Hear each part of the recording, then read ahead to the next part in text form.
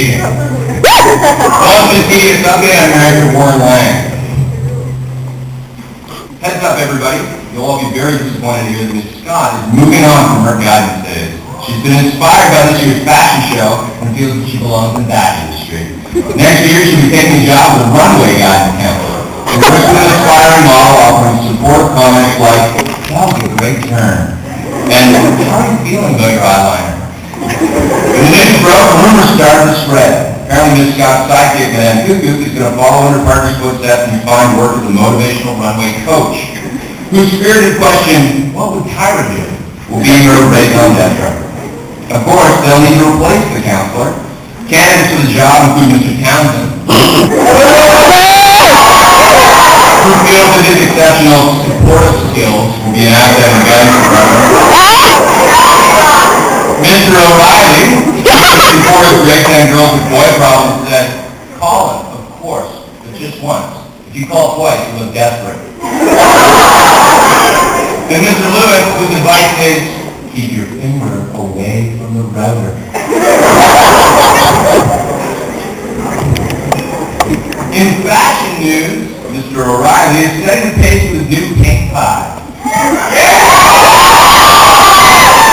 Chosen by his daughter, matching his silver locks perfectly. He was held down, of course, by Mr. Chislett's sweaters, which are starting trends across the country. And also by Mr. Woolag's green shirts, which come in shades of golf green, envy green, Dunlap green, leaf green, Kermit the Frog green, In a related item, Dora the Explorer lunchboxes have taken over the lunchroom. And the Fana Tobacco is taking credit for the fact that every grade 9 girl arrives to reach phys ed class in a matching outfit. Anyway, you needn't worry about all that, because all those fashions are available in the back of Joey's and Tony's car.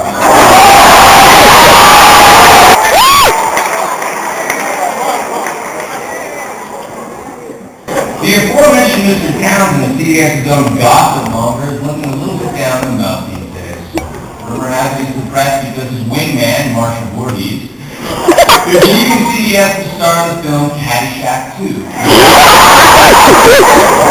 When asked about his departure, Marshall said, "I just want to know what women want."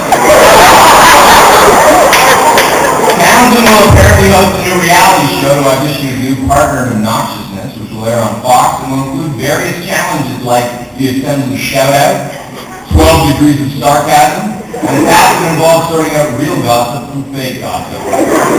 Probably a good time for all of you to take up curling. Anyway, at this time, I'm very pleased to introduce to you a special guest host, Student Council President Andrew Nelson. Give it up for him.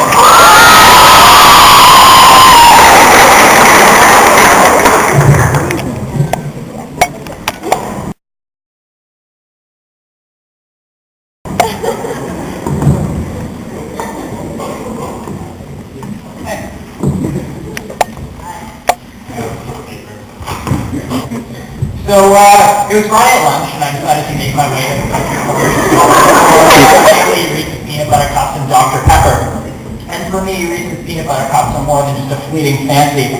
So, you can imagine that I was heartbroken after arriving and finding out that the store had removed all products containing any traces of peanuts. Yeah, I know. I asked the members of the store to comment on how they felt about the fact that in thwarting my attempt to obtain a heavenly medley of peanut butter and chocolate in cup form, my day had become more tragic than a season of 24 where the terrorists actually win. Instead of responding, the store staff really stood there snickering. So I bought a much less satisfying coffee crisp, tried to gather together my soul, and get on with my day. But when I got home, I was still depressed, so I decided I needed a good pick-me-up. And for me, the most effective way seemed to go rent a movie. So I headed to the Newmarket Rogers Video, located in the same plaza as Loblaws, just off Yonge Street. My 2001 Volvo XC70 station wagon, equipped with the perfect balance of ruggedness and comfort, a turn head, and a 208 horsepower engine that will quell anyone's need for marginal speed. So I arrived at Rogers Video and headed inside, and to my excitement, on the new releases wall was a Dunbar's product. Progressively bewildered and consequently make me feel better about myself. But in my frantic and embarrassed state, I spastically asked if he'd seen the movie. He then cocked his